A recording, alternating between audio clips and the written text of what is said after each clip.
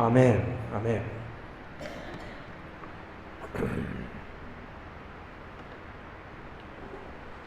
અમે જણાવ્યું હતું, ગ્રુપમાં પણ લખ્યું હતું કે આપણે પ્રકટીકરણના પુસ્તકનો અભ્યાસ શરૂ કરવા માંગીએ છીએ. જોકે 2022માં આપણે પ્રયત્ન કરેલો પણ પૂરો કરી શક્યા નહીં, અને પ્રભુ ચોક્કસ એની આશીષથી આપણને વેષ્ટિત કરશે.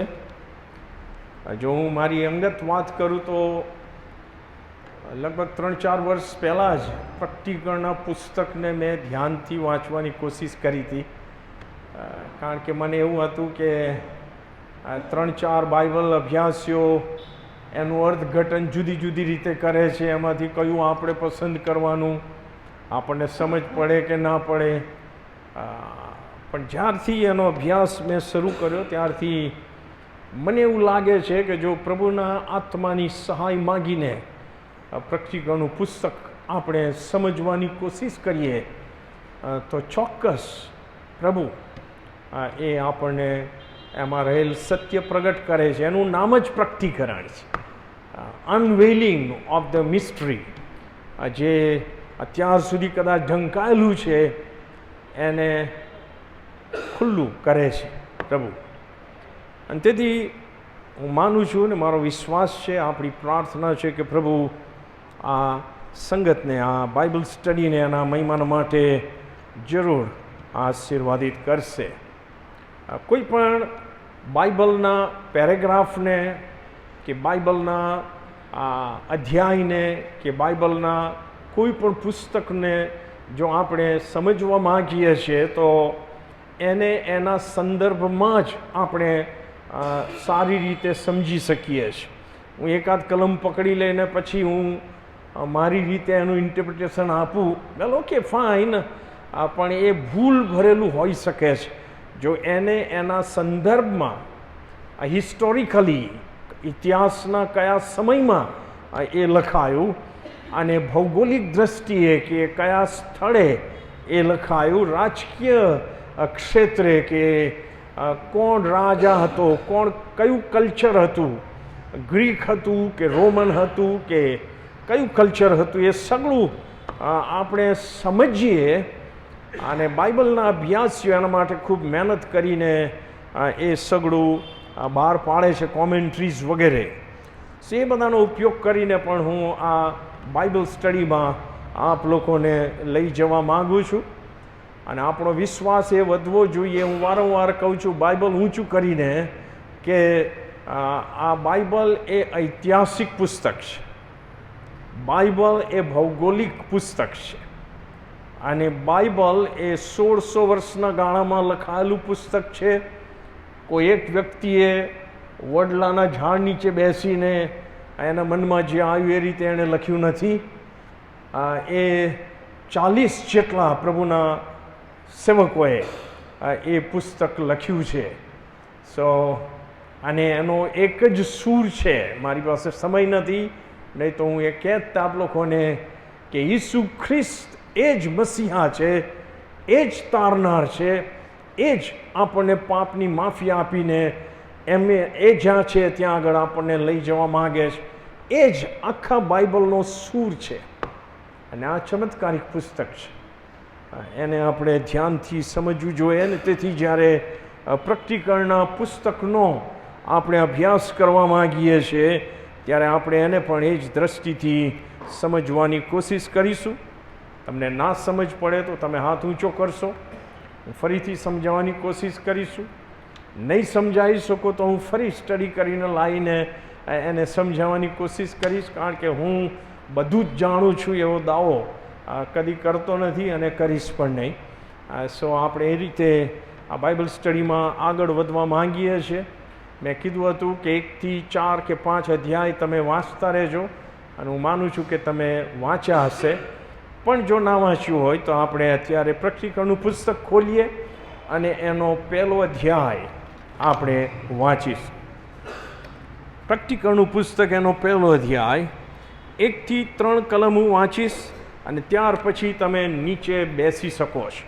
ઓકે, આપણે ઊભા થઈએ, આપણો કરાર તાજો કરતા બોલીએ, બોલ યહોવા, કેમ કે તારો સેવક સાંભળવાના માટે અને પાળવાના માટે તૈયાર છે. આમેન. પ્રેક્ટિકલનું પુસ્તક 1 અધ્યાય 1 કલમથી. અને હું નવું બાઇબલ વાંચું છું એટલે થોડાક શબ્દો ઇધર ઉધર હશે, પણ તમે તમારા બાઇબલને ધ્યાનમાં રાખશો. ઈસુ ખ્રિસ્તનું પ્રકટીકરણ એટલે જે બનાવો ટૂંક સમયમાં બનવાના છે તે વિશેનું પ્રકટીકરણ, જે પોતાના સેવકોને કઈ બતાવવા માટે ઈશ્વરે તેમને આપ્યું તે તેમણે પોતાના દૂતને મોકલીને તે દ્વારા પોતાના સેવક યોહાનને તે જણાવ્યું. અને એણે ઈશ્વરના વચન વિશે તથા ઈસુ ખ્રિસ્તની શાહેદી વિશે, એટલે જેટલું પોતે જોયું હતું તે વિશે સાક્ષી આપી. આ ભવિષ્ય વચનો જે વાંચે છે અને જેઓ સાંભળે છે અને એમાં જે લખેલું છે તે પાળે છે તેઓને ધન્ય છે, કેમ કે સમય પાસે છે. અને આપણે બોલીએ આમેન અને બેસીએ. આમેન. બેસો. Thank you. આ બાજુ જગ્યા છે, કોઈકને આવવું હોય તો.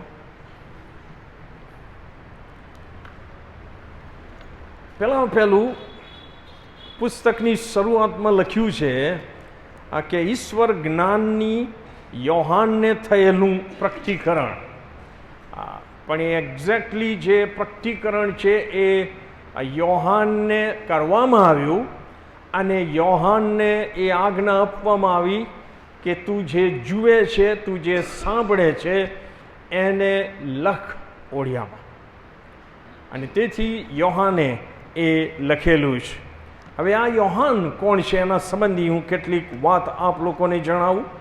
તમે જો લુકની સુવાર્તા એનો 6 અધ્યાય વાંચશો તો આખી રાત પ્રાર્થના કરીને ઈસુ ખ્રિસ્તે પોતાના જે ફોલોઅર્સ હતા એમાંથી 12 પ્રેરિતોને પસંદ કર્યા કે એ લોકો એમની સાથે રહે અને એ એમને ઉપદેશ કરવા મોકલે અને એમને અધિકાર આપે. સ્પષ્ટ લખ્યું છે. અને એ 12 જે પ્રેરિતો છે એમના નામ તમને લુકની સુવાર્તાના 6 અધ્યાયમાં મળશે. અને આ યોહાન જે છે એ 12માનો એક પ્રેરિત છે. અને એ માછીમાર હતો અને વગેરે વગેરે આપણે જાણીએ છીએ. એટલું જ નહીં, એ ઈસુ ખ્રિસ્તની જે 12 પ્રેરિતો છે એમાં જે 3 પ્રેરિતો ઈસુ ખ્રિસ્ત એમને ઘણીવાર નજીક રાખતા હતા એમાંનો એ પ્રેરિત છે. પિત્તર, યાકૂબ અને યોહાન, એ 3 પ્રેરિતો રહેતા હતા. ઈસુ ખ્રિસ્તનો જન્મ થયો હશે, કહેવાય છે કે એ જ સમયે આ યોહાનનો પણ જન્મ થયો હશે એવું બાઇબલ અભ્યાસીઓનું માનવું છે.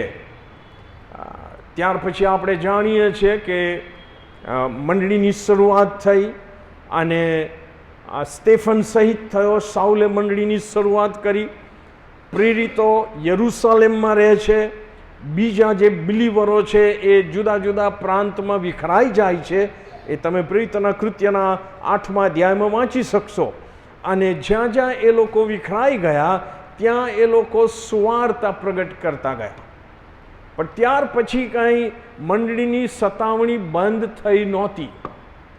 એમાં પછી રોમન ગવર્મેન્ટ પણ સામેલ થાય છે. અને આપણે જાણીએ છીએ કે હેરોદ રાજાએ, પ્રેરિતોના કૃત્ય 12મા અધ્યાયમાં હેરોદ રાજાએ યોહાનના ભાઈ યાકૂબની ધરપકડ કરાવી અને તલવારથી એને મારી નાખ્યો. અને પિત્તરને પણ મારવા ચાહતો હતો, પણ પિત્તરનો બચાવ થાય છે. સતાવણી વધતી જતી હતી. અને આ બાજુ રોમન સમ્રાટ નીરો પછી આવે છે. લગભગ જે છેલ્લી 60ની સાલ છે એમાં. હવે આપણે ઈસવીસનમાં આવી ગયા છો કે અહીંયા ઈસવીસન પૂર્વેની વાત નથી, ઈસુ ખ્રિસ્ત પછીની વાત છે. અને નીરો બાદશાહ આવે છે અને એને રોમ નવું બાંધવું હતું એટલે એણે કેટલીક વસ્તીમાં આગ લગાડીને સળગાવી દીધું ને પછી એણે એનો ઇલ્ઝામ ખ્રિસ્તીઓ ઉપર મૂક્યો, બિલીવરો ઉપર મૂક્યો. અને એણે બિલીવરોની મંડળીની સતાવણી શરૂ કરી. અને એ સતાવણીમાં આપણે જાણીએ છીએ કે એણે પિત્તરને પણ મારી નાખ્યો. વધસ્તંભે જણાવ્યો, પિત્તર કહે છે કે મારા પ્રભુની માફક હું વધસ્તંભે ચડાવવા માગતો નથી, મારું માથું નીચું અને પગ ઉપર રાખીને એ રીતે મને વધસ્તંભે ચડાવજો. એટલું જ નહીં, સંત પાઉલનો શિરચ્છેદ પણ નીરો બાદશાહે કરાયેલો, કારણ કે સંત પાઉલ રોમન નાગરિક હતો, એને વધસ્તંભે ચડાવી શકાય નહીં, માટે એનો શિરચ્છેદ થયો. આ બધી ઐતિહાસિક બાબતો છે કે જે બાઇબલને અક્ષરશઃ પૂરું કરે છે. હવે ઈસવીસન 70ની સાલમાં રોમન એમ્પરર ટાઇટસ હતો, એણે યહૂદીઓ બળવો ના કરે ને એમની વિરુદ્ધ ના જાય એટલે એણે જબરજસ્ત હુમલો કર્યો યહૂદીયા ઉપર ને યરૂશાલેમ ઉપર, અને એણે મંદિરનો ખાત્મો બોલાવી દીધો, એને અગ્નિથી ભસ્મ કરી નાખ્યું. કેટલા યહૂદીઓને એણે મારી નાખ્યા, અને જે પ્રેરિતો હતા એ લોકો ત્યાંથી પછી જુદા જુદા દેશોમાં ચાલ્યા ગયા કે છે. અને આપણે જાણીએ છીએ કે સંત થોમા એ દક્ષિણ ભારતમાં આવીને ત્યાં એણે પ્રભુની સુવાર્તા પ્રગટ કરી હતી. એ સમયે એવું કહેવાય છે કે જે યોહાન જેણે આ પ્રકટીકરણ લખ્યું એ લગભગ 70ની સાલ પછી એ એફેસસની મંડળીની જવાબદારી, જે એશિયા માઇનોરમાં આવેલી અને અત્યારે જેને આપણે ટર્કી કહીએ છીએ ત્યાં આગળ એફેસસ છે, એ મંડળીની એને, કારણ કે એ મંડળી બહુ મોટી મંડળી હતી, એની જવાબદારી પાસ્ટર તરીકેની કહે છે કે યોહાનને આપવામાં આવી હતી.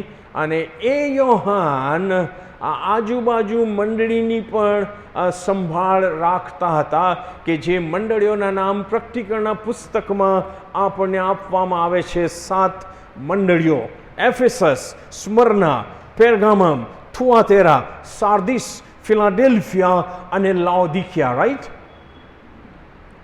અમારી મેથોડિસ્ટ મંડળીમાં પણ એ વ્યવસ્થા છે જેને સર્કટ પાળક કહેવામાં આવે છે, કે એક જગ્યાએ રહે પણ આજુબાજુની 4-5 મંડળીઓની ભક્તિ સભાઓ ચલાવે, મુલાકાત લે વગેરે વગેરે.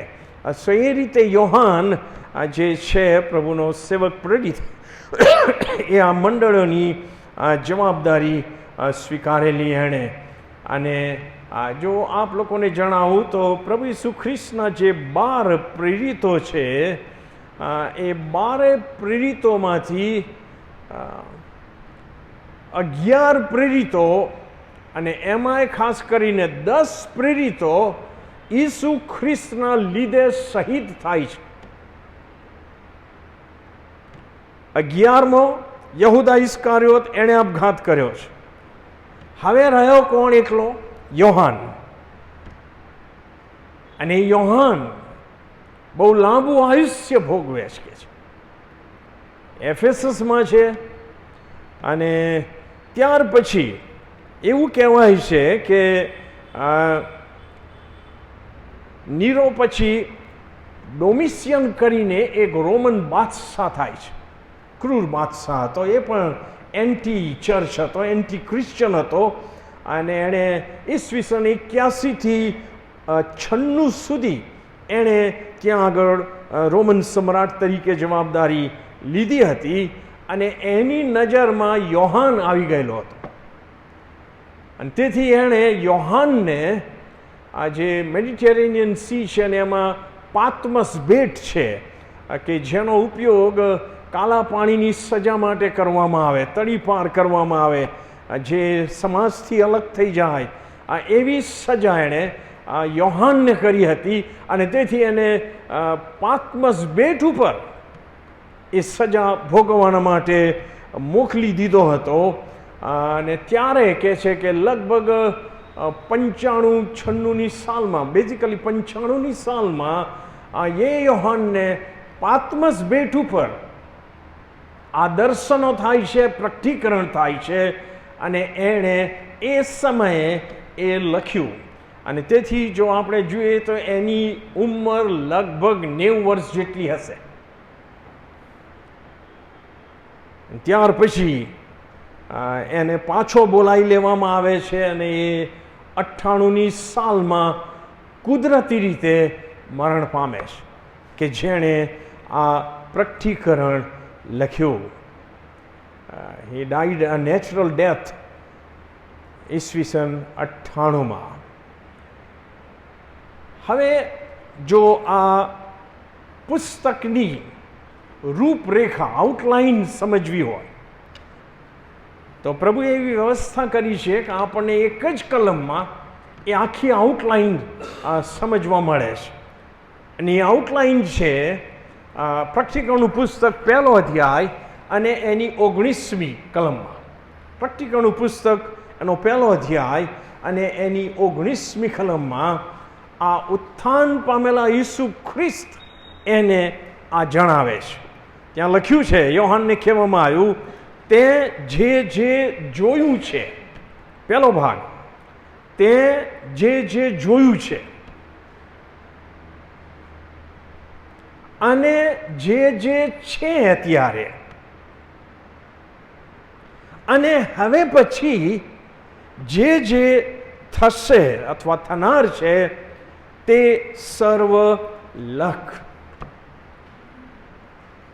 અને મોટા ભાગના બાઇબલ અભ્યાસીઓ આ રૂપરેખા સાથે સંમત થાય છે. અંગ્રેજીમાં આ પ્રમાણે કહે છે, a revelation of Jesus Christ which God gave to him to declare to his servants things which must shortly come to pass. એ કલમ પહેલા અધ્યાયની 1લી કલમમાં મળે છે, પણ 19મી કલમમાં જે લખવામાં આવ્યું છે, યોહાનને કહેવામાં આવ્યું, write the things which you have seen.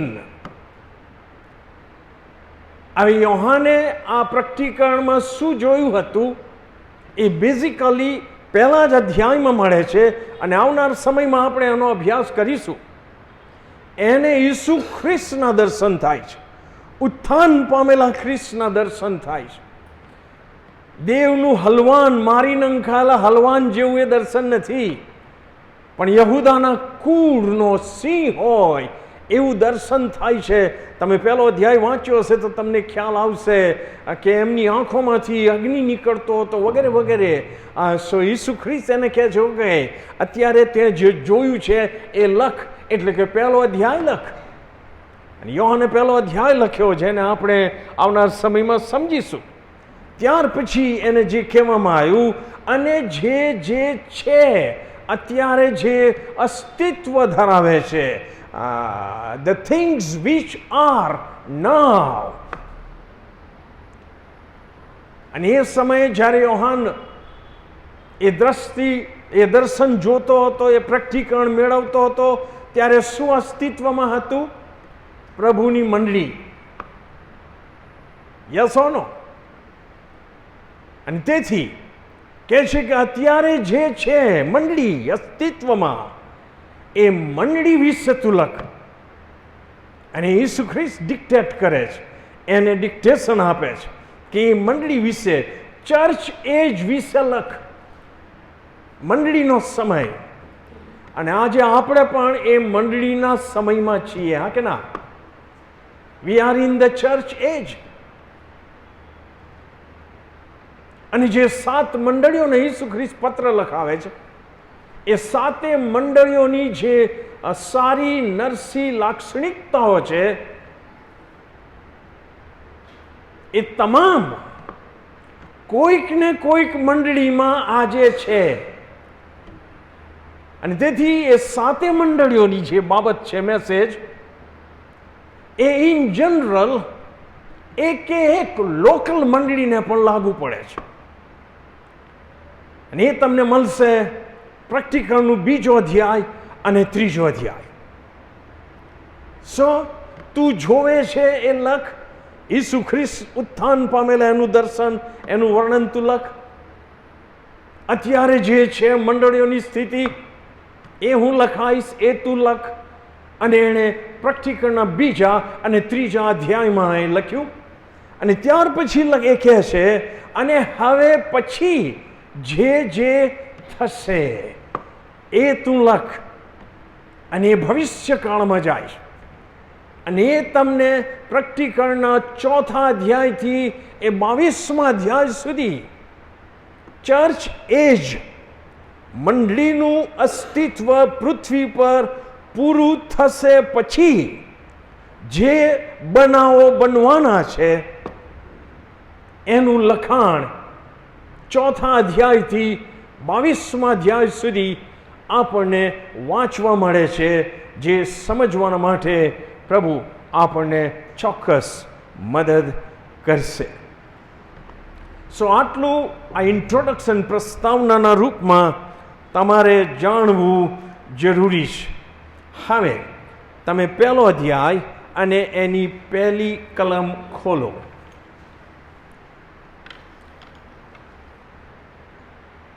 ઈસુ ખ્રિસ્તનું પ્રગટીકરણ એટલે જે બનાવો ટૂંક સમયમાં બનવાના છે તે વિશેનું પ્રગટીકરણ, જે પોતાના સેવકોને કઈ બતાવવા માટે ઈશ્વરે તેમને આપ્યું, તે તેમણે પોતાના દૂતને મોકલીને તે દ્વારા પોતાના સેવક યોહાનને તે જણાવ્યું. હવે જો તમે પ્રગટીકરણ વાંચશો તો જે દર્શન થાય છે એને, અથવા જે સમજ યોહાનને આપવામાં આવે છે એ દર્શન વિશે એ 3 પરિબળો છે કે જેના તરફથી એને આ દર્શન અથવા પ્રગટીકરણ આપવામાં આવે છે અથવા સમજાવવામાં આવે છે. પહેલું જે લખ્યું છે કે દૂત દ્વારા.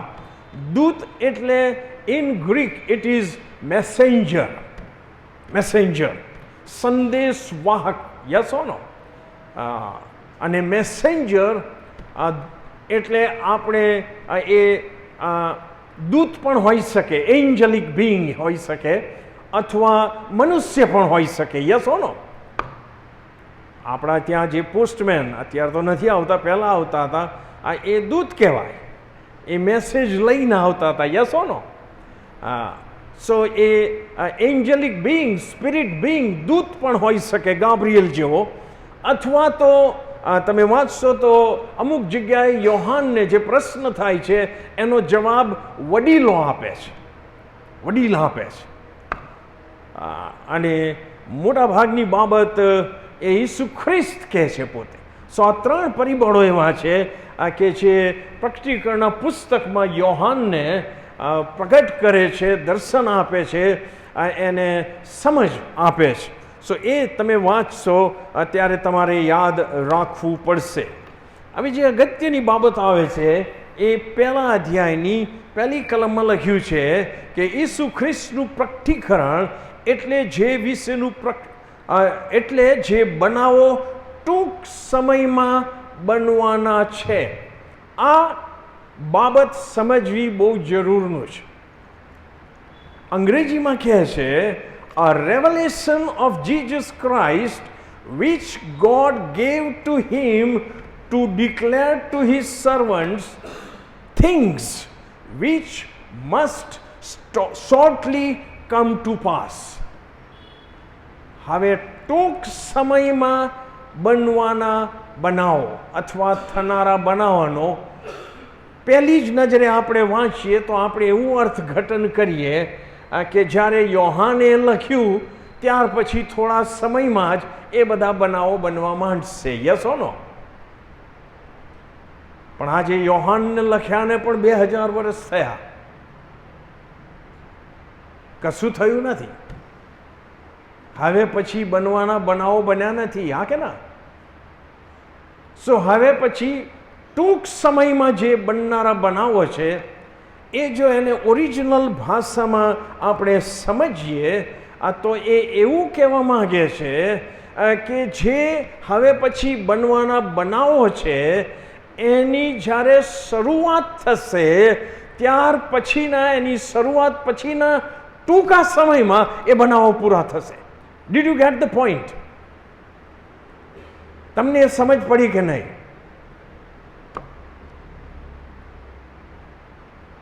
તમે કહેશો કે તો આ 2000 વર્ષ, પણ સંત પિત્તર એનો ખુલાસો આપે છે, કહે છે ને કે ઈશ્વરની દ્રષ્ટિમાં એક દિવસ 1000 વર્ષના છે. આપણું કેલ્ક્યુલેશન અલગ છે, ઈશ્વરનું કેલ્ક્યુલેશન અલગ છે. આપણો ટાઈમિંગ્સ ઈશ્વરના ટાઈમિંગ્સમાં બહુ ફેર છે. અને હું એ એને આ જે સત્ય છે એને સમજાવવાની કોશિશ હું આપ લોકોને કરું, અને હું માનું છું કે તમને સમજ પડશે. તમારી પાસે જો ભજન સંગ્રહ હોય તો તમે પ્રેરિતોનું વિશ્વાસનામું ખોલશો. પ્રેરિતોનું વિશ્વાસનામું જો ભજન સંગ્રહ હોય તો. બાકી પૂર્ણ સભાસદ વખતે તો મોડે કરાયું હશે, ભૂલી ગયા હોય તો એ તમારો પ્રોબ્લેમ છે, મંડળીનો નહીં.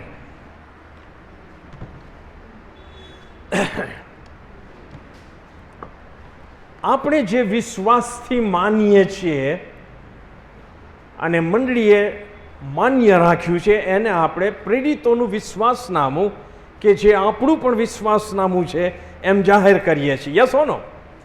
શું કરીએ છીએ આપણે એમાં? સર્વ, તમારી પાસે ના હોય તો સાંભળો, હોય તો તમારા બાઇબલમાં ભજન સંગ્રહમાં જુઓ. સર્વ સત્તાધારી ઈશ્વર પિતા, આકાશ તથા પૃથ્વીનો કરતા, તેના પર હું વિશ્વાસ કરું છું. હાલેલુયા. વળી તેનો એકનો એક પુત્ર ઈસુ ખ્રિસ્ત આપણો પ્રભુ, તેના પર હું વિશ્વાસ કરું છું. યસ ઓ નો? આમેન. તે પવિત્ર આત્મા દ્વારા ગર્ભે રહ્યો, કુંવારી મરિયમને ઉદરે જન્મ્યો, પોન્તિયસ પિલાતની હકુમતમાં દુઃખ ભોગવ્યું, ક્રૂસે ચઢાયો, મરણ પામ્યો તથા દટાયો, અધસ્થાનમાં ઉતર્યો, તે ત્રીજે દિવસે મૂલામાંથી ઉત્થાન પામ્યો, સ્વર્ગમાં ચડી ગયો અને સર્વસમર્થ ઈશ્વર પિતાને જમણે હાથે બિરાજમાન છે. અહીં સુધી આપણે આવ્યા છે. ઈશ્વરનું જે ટાઈમ ટેબલ છે એમાં આપણે અહીં સુધી આવ્યા છે. હા કે ના? અરે બોલો ના. ઈસ્ટર હમણાં જ ગઈ, 50માનો દિવસ આવશે. એના 10 દિવસ પહેલા ઈસુ ખ્રિસ્તનું સ્વર્ગારોહણ થયું.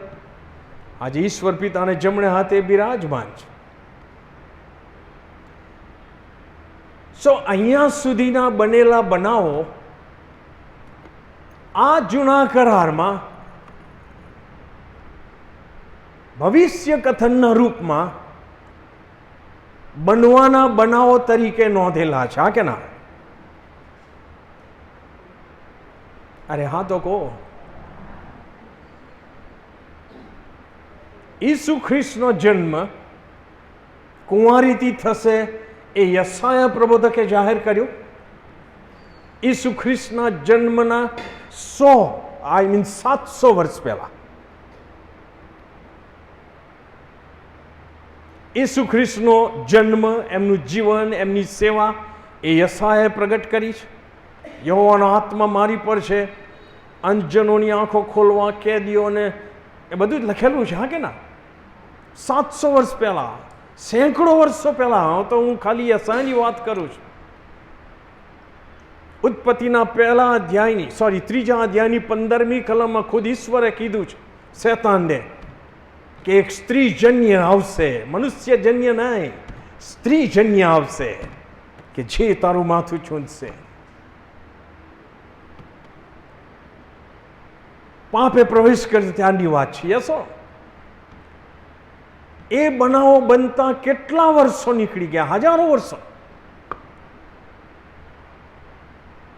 પણ જ્યારથી, હવે ધ્યાનથી સાંભળો, જ્યારથી એ ભવિષ્ય કથન લખવામાં આવ્યું છે કે મરિયમ કુંવારીથી ગર્ભ અને ઈસુ ખ્રિસ્તનો જન્મ અને ઈસુ ખ્રિસ્તની સેવા અને ઈસુ ખ્રિસ્તનું મરણ અને ઈસુ ખ્રિસ્તનું દફન અને ઈસુ ખ્રિસ્તનું ઉત્થાન અને ઈસુ ખ્રિસ્તનું સ્વર્ગારોહણ અને ઈસુ ખ્રિસ્ત આજે રાજાઓના રાજા અને પ્રભુના પ્રભુ તરીકે બેઠા છે, એ તમામ બાબતો કેટલા વર્ષમાં પૂરી થઈ?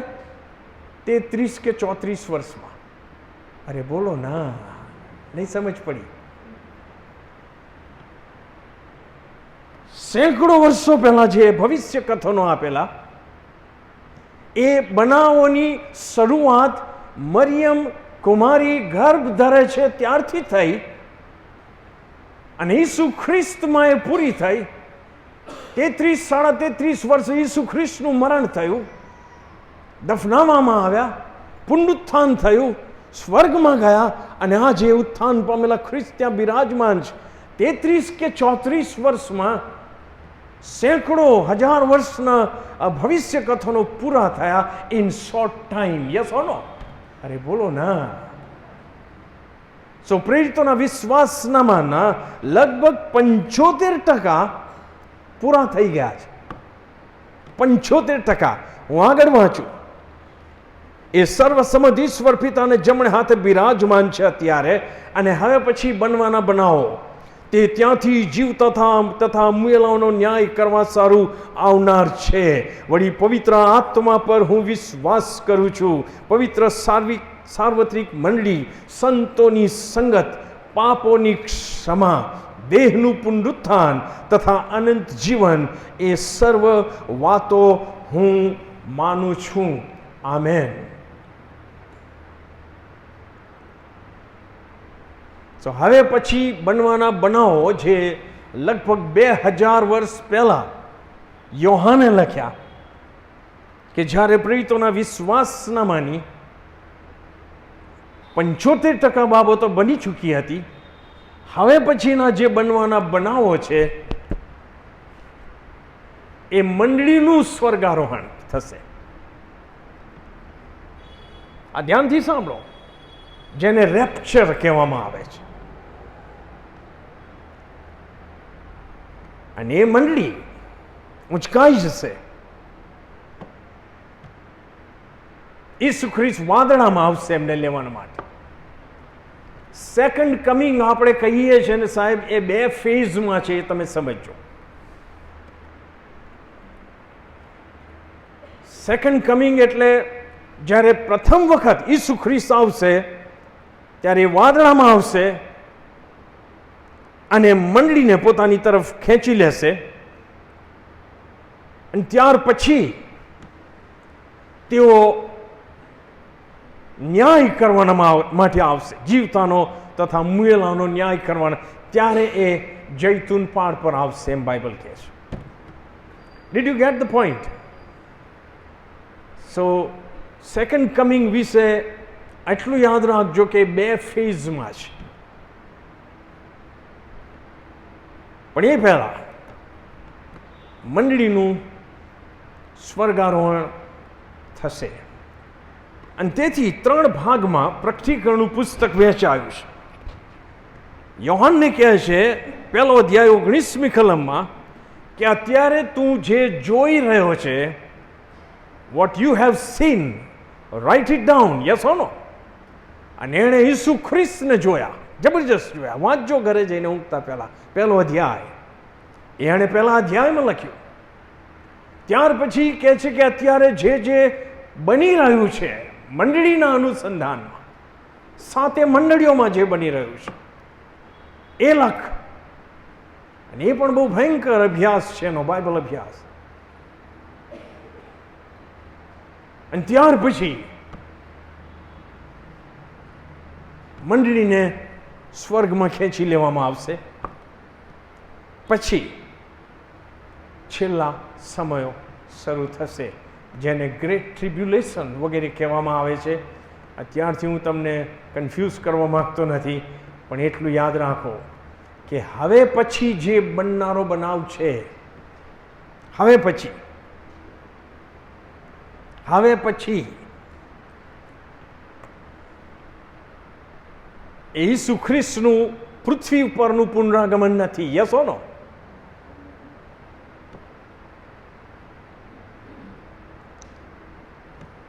પણ જે પોતાના છે, જેઓ ઈસુ ખ્રિસ્તમાં ઊંઘી ગયેલા છે, એ પુનરુત્થાનના દિવસે સજીવન થશે. અને જેઓ પ્રભુ ઈસુ ખ્રિસ્ત પર વિશ્વાસ કરનારા જીવતા છે, એમનું રૂપાંતર થશે. એમને લેવાના માટે ઈસુ ખ્રિસ્ત આવવાના છે, અને એના માટે કોઈ નિશાની આપવામાં આવી નથી.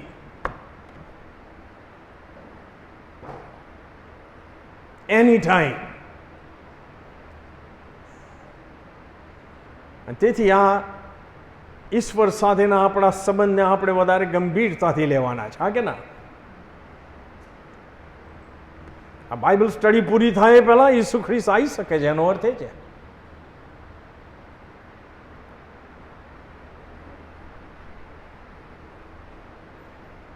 આપણે આત્મખોજ કરીએ કે શું હું એના માટે તૈયાર છું કે કેમ.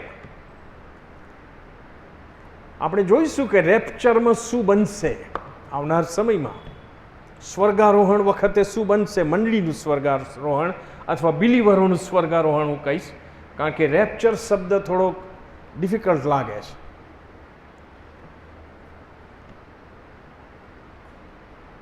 અને હું ઘણીવાર મારા સંદેશામાં કહું છું કે સમજો કે અત્યારે આવી જાય તો હું શું કરતો પકડાઈશ, હું શું વિચારતો પકડાઈશ, હું શું જોતો પકડાઈશ, હું શું ખાતો હોઈશ, હું શું પીતો હોઈશ, હું ક્યાં ઊંઘી ગયો હોઈશ, હું કેવી હાલતમાં પકડાઈશ.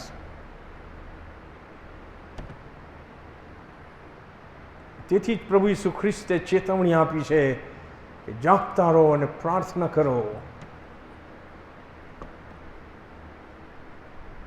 કેમ કે માણસનો દીકરો પણ જાણતો નથી કે ક્યારે આવશે, દૂતો પણ જાણતા નથી. બાઇબલ કહે છે. સો પ્રેક્ટિકલનું પુસ્તક એક રીતે આપણને એ આત્મખોજ કરવા માટે પ્રેરણા આપે છે. અને તેથી વાળાઓ, જો મંડળીનું રેપ્ચર અથવા સ્વર્ગારોહણ થયું પછી જેમ 33-34 વર્ષમાં હજારો વર્ષના ભવિષ્ય વચનો ટૂંક સમયમાં પૂરા થઈ ગયા, એમ ટૂંક સમયમાં એ તમામ જે બાબતો છે સ્વર્ગ ને નર્કની એ બધી પૂરી થશે. હા કે ના? એનો અર્થ છે સાહેબ, બીજો કોઈ અર્થ નથી. અને એને આપણે સમજવાની કોશિશ કરી રહ્યા છે. સો અત્યારે જે બનાવની આપણે રાહ જોવી જોઈએ એ બનાવ છે પ્રભુ ઈસુ ખ્રિસ્ત મને લેવાના માટે આવે તો હું એમને મળવાના માટે તૈયાર રહું. Yes or no? અને એક જ સોલ્યુશન છે કે હું મારા પાપનો પસ્તાવો કરું અને ઈસુ ખ્રિસ્તને મારા જીવનમાં, મારા હૃદયમાં અંગત તારનાર પ્રભુ તરીકેનું સ્થાન અને માન આપું, તો પ્રભુમાં જેઓ ઊંઘી ગયેલા છે તેઓ સજીવન થશે. હા કે ના? બાઇબલ કહે છે. અને હું એમાં સહેજ શરમ રાખીશ નહીં, કારણ કે એ મને પણ લાગુ પડે સાહેબ. જો હું આમાં સહેજ ગફલો કરું તો મને પોતાને પ્રોબ્લેમ થાય. સો આ પ્રેક્ટિકલનું પુસ્તક એવું છે કે તમે માણસોને ખુશ રાખવાના માટે સમજાવી શકો નહીં. હે ને? બીજા ઘણા અધ્યાયો છે કે હું તમને ખુશ કરી દઉં કે સતીશભાઈ જબરજસ્ત બાપુ આપો દાન, એમને ઠેકાણા ના હોય તો લઈ જાય છે ને. હા, એનીવે, પણ બીજી એક ખાનગી વાત હું આ અભ્યાસમાં આપ લોકોને જણાવું કે પ્રભુ ઈસુ ખ્રિસ્ત ક્યારે આવશે એની મંડળીને લેવા કોઈ જાણતા નથી. પણ એક બાબત આપણે જાણીએ છીએ કે જો એમનું આવવું વિલંબમાં પડશે તો મારું મરણ તો નક્કી છે. અરે બોલો ના.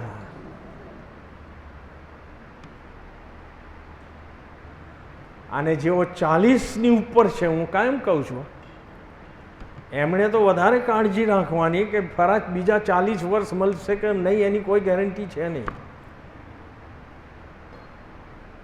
અને મારી દ્રષ્ટિએ, મારી સમજ પ્રમાણે ઈસુ ખ્રિસ્તનું મંડળીને લેવા આવવું એ બનાવ અથવા મારા મરણનો બનાવ એ બંને એટલા સરખા જ અગત્યના છે.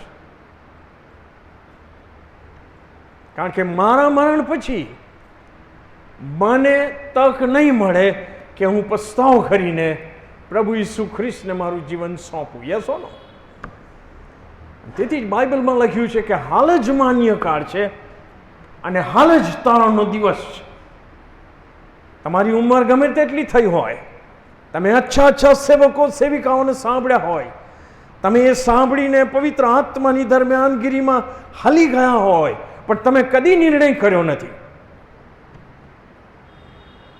You are in danger of eternal death.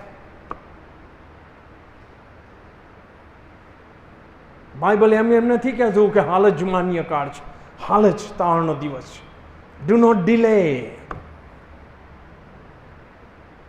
ઈસુ ખ્રિસ્ત નિકોદેમસને એમ કીધું. એ તો ધાર્મિક હતો કે જો માણસ નવો જન્મ પામ્યું ન હોય તો એ દેવનું રાજ્ય જોઈ શકતું નથી. પ્રવેશવાની વાત તો ભૂલી જાઓ સાહેબ, જોવાય નહીં મળે, હે ને? તેથી જે પ્રભુના સેવકો અને સેવિકાઓ પ્રમાણિકપણે, જેન્યુઆઇનલી, ગંભીરતાથી, આંસુઓ સાથે પસંદગી કરવાની તક આપે છે, એને ગંભીરતાથી લો. અને જો આજ દિન સુધી તમે ડિલે કર્યું છે, હું એમ કહીશ કે આજે રાત્રે જો આ પ્રકટીકરણના પુસ્તકના પ્રસ્તાવનાનો આશીર્વાદ લેવો છે તો ઈસુની આગળ આજે જ નમી જાઓ, નમ્રતાથી એને કહો કે યસ, મુझ પાપી પર દયા કર, મારા પાપ માફ કર, મારા બદલે તમે વધસ્તંભ ઉપર ચડાયા, મારી શિક્ષા તમે લીધી, આભાર માનું છું, પણ તમારામાં મને સંતાડો, તમારા રક્તમાં મને અંદર રાખો, એ માટે કે હું તમારી સાથે, તમે જ્યાં છો ત્યાં આવી શકું. મારો અનુભવ તો એ પણ કહે છે કે જ્યાં ઈશ્વરના વચનરૂપી બી વાવવામાં આવે છે ત્યાં શૈતાન પણ આવીને એ વચન ચોરી જાય છે. તેથી જો તમે નિર્ણય કર્યા વગર બહાર જશો તો એ વચન ચોરાઈ જશે અને તમે કદી નવો જન્મ પામી શકશો નહીં. આ ગેરંટી હું આપું સાહેબ. કારણ કે પ્રભુનો આત્મા જેટલો સક્રિય છે, જેમ જેમ આ બનાવ પાસે આવી રહ્યો છે એમ એમ શૈતાન પણ એના દુષ્ટ આત્માઓ અને એના દુષ્ટ લોકો મારફતે સક્રિય છે કે જે આપણા દિમાગને ખરાબ કરે છે અને કહે છે કે આ વાત માનવા જેવી નથી, બાઇબલ માનવા જેવું નથી, સ્વર્ગ નથી, નર્ક નથી, સબ બોગસ બાત હૈ. Don't believe that. Don't believe the lies of Satan. Yes or no? પ્રભુનું વચન જે કહે છે એના ઉપર વિશ્વાસ કરો.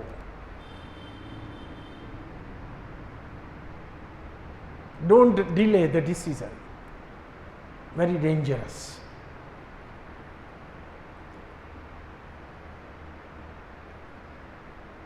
છેલ્લી એક વાત કહીને પછી હું બંધ કરીશ. આવી જ મીટિંગ કદાચ થવાની હશે અને જેના ચોપાનિયા બહાર પાડવામાં આવ્યા, ફલાણા ફલાણા સેવક કે સેવિકા આવવાના છે, પ્રભુનો આત્મા સક્રિય, બીજી બાજુ શૈતાન અને એના દુષ્ટ આત્માઓ પણ સક્રિય થયા છે. કારણ કે આ અદ્રશ્ય દુનિયાની લડાઈ તો ચાલુ જ છે સાહેબ. તેથી શૈતાને એના ફોલ્ડરોને ભેગા કર્યા. કહે છે કે ફલાણી જગ્યાએ મીટિંગ છે, રિવાઇવલ મીટિંગ્સ, એને નિષ્ફળ કરવા આપણે શું કરીએ?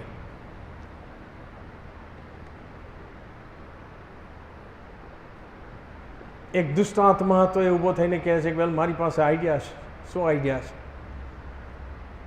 તો કે આપણે લોકોના દિમાગમાં જઈને કહીએ કે વેલ આવું કંઈ છે નહીં, સ્વર્ગ નથી, નર્ક નથી, આ બધું માનવાની જરૂર નથી. શૈતાન એને કહે છે કે ન, તારી વાતની અસર નહીં થાય, કારણ કે મોટા ભાગના માને છે કે after death there is life. Yes or no? એટલે બહુ અસર નહીં થાય.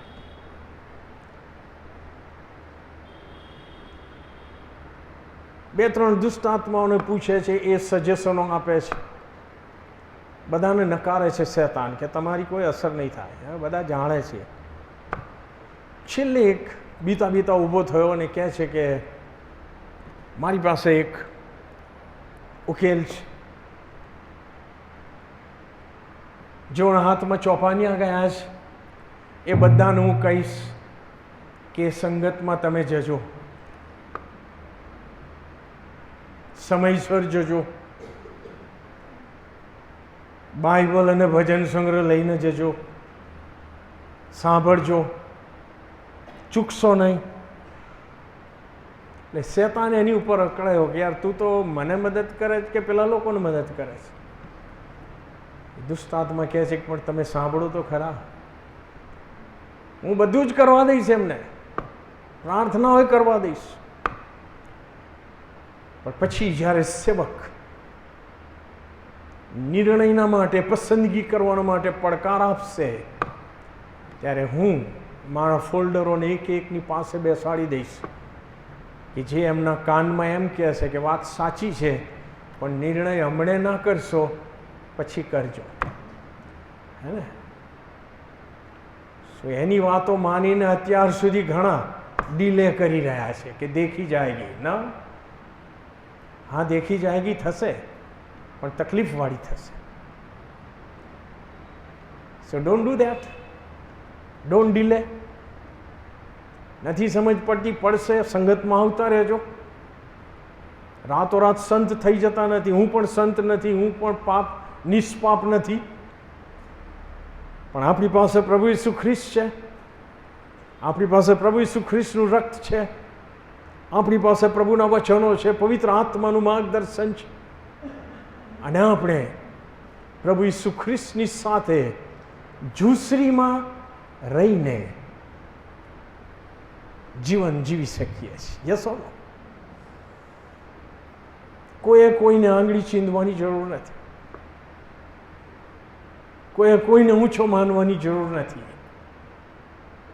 એકબીજાના હાથ પકડીને આપણે સામે પહોંચવાનું છે.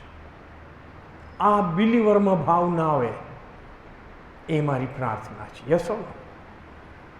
તો જ આપણે જીવી શકીશું, ખ્રિસ્તી જીવન જીવી શકીશું, બિલીવર તરીકેનું જીવી શકીશું, ઈશ્વરના બાળક તરીકે જીવી શકીશું, કારણ કે પ્રભુએ એ બધી વ્યવસ્થા કરી છે.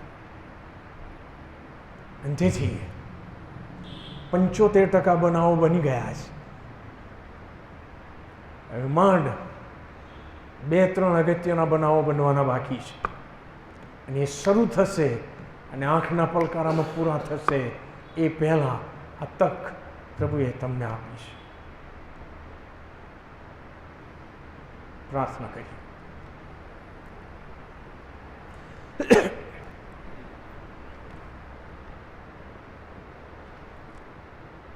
સમય લો, 1 મિનિટ લો, 2 મિનિટ લો. જે અત્યાર સુધી કહેવામાં આવ્યું એનો વિચાર કરો. સાહેબ, તમે ગમે તે હો,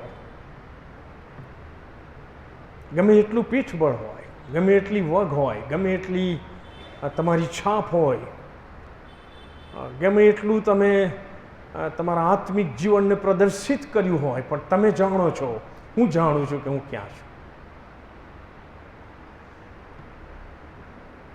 આત્મખોજ કરો. પ્રકટીકરણમાં બનેલા બનાવો બને એ પહેલા, અથવા સ્વર્ગારોહણ થાય મંડળીનું એ પહેલા આપણે નિર્ણય કરીએ કે પ્રભુ મુજ પાપી પર દયા કર, મારા પૃથ્વી પરના બાકી રહેલા જીવનને હું તમારા અધિકારમાં મૂકવા માંગુ છું.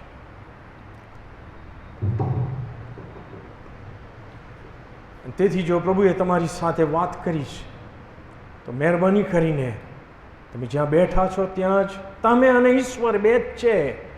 ઈસુ ખ્રિસ્ત મધ્યસ્થ છે એટલું જ વિચારીને, કોઈના વિશે વિચાર કર્યા વગર તમારો નિર્ણય જાહેર કરતો હાથ તમે ઊંચો કરો પૂરી ગંભીરતાથી, અને પ્રભુ તમને એનો આશીર્વાદ આપશે. God bless you. પાછલા સમયમાં તમે ગમે એટલી વાર હાથ ઊંચા કર્યા હોય, પુનઃ સ્થાપિત થાવ અને આજનો ફાઇનલ નિર્ણય તમે ઈશ્વરને જણાવો. કોઈ પણ ભાઈ કે બહેન, well, thank you very much, thank you all, God bless you all, praise Jesus. હજી કોઈ? God bless you, God bless you, God bless you, God bless you, God bless you. હું આને કોઈ જગ્યાએ જાહેરમાં મૂકવાનો નથી. મારું નામ કમાવા હું આ કરતો નથી, એટલું યાદ રાખો. I just want to help you out.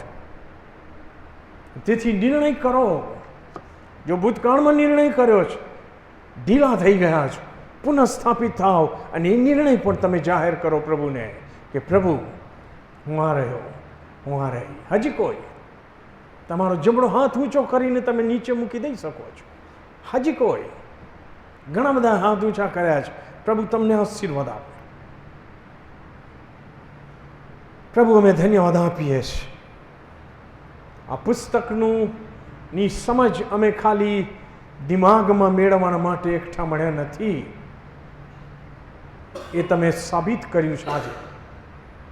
કારણ કે તમે અમને આત્મિક અનંતકાળિક આત્મિક આશીર્વાદ આપવા માંગો છો.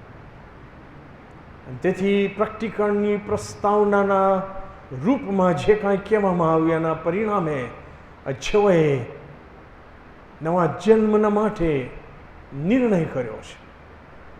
પ્રસ્તાવ સહિત પ્રભુ ઈસુ ખ્રિસ્તને પોતાના જીવનમાં તારનાર પ્રભુ તરીકે આમંત્રણ આપ્યું છે. અથવા ભૂતકાળમાં જેઓએ તમારો અંગીકાર કર્યો છે પણ આજે પુનઃસ્થાપિત થયા છે.